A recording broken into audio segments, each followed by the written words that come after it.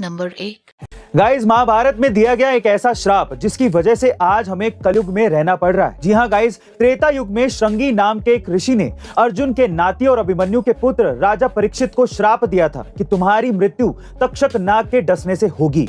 और हुआ भी कुछ ऐसा ही। श्राप मिलने के 7वें दिन बाद ही तक्षक नाग के डसने से राजा परीक्षित की मौत हो गई। और ऐसा माना जाता है कि उसके बाद त्रेता युग पूरी तरीके से खत्म हो गया और फिर शुरुआत हुई कलयुग की। क्योंकि राजा परीक्षित के जिंदा रहते कलयुग में इतना साहस नहीं था कि वो इंसानों पर हावी हो सके, पर उनकी मृत्यु के पश्चात ही कलयुग पूरे पृथ्वी पर हावी हो गया। लेकिन कहा यह भी जाता है कि इस कलयुग को खत्म करने के लिए भगवान विष्णु अपने कल्कि अवतार में इस धरती पर अवतरित होंगे।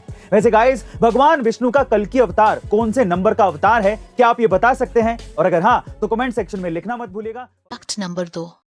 एक बार एक लड़का बाइक पे बहुत सारे अंडे रख के लेके जा रहा होता है, लेकिन अचानक से उसकी बाइक फिसल जाती है और उसके सारे के सारे अंडे फूट जाते हैं। आसपास के लोग तब इकट्ठा होकर उसे टोंट करना शुरू कर देते हैं कि तुझे दिखाई नहीं देता है क्या? तुझे ढंग से बाइक नहीं चलानी आती है क्या? इतने में ही उस भीड़ में से एक बूढ़ा सा अंकल निकल के आता है और उस लड़के से कहता है कि बेटा, तुम्हारे सारे अंडे फूट गए हैं, अब तुम अपने मालिक को क्या जवाब दोगे? चलो मैं तुम्हारी मदद करता हूं, ये मेरे पास 30 रुपए हैं, तुम रख लो।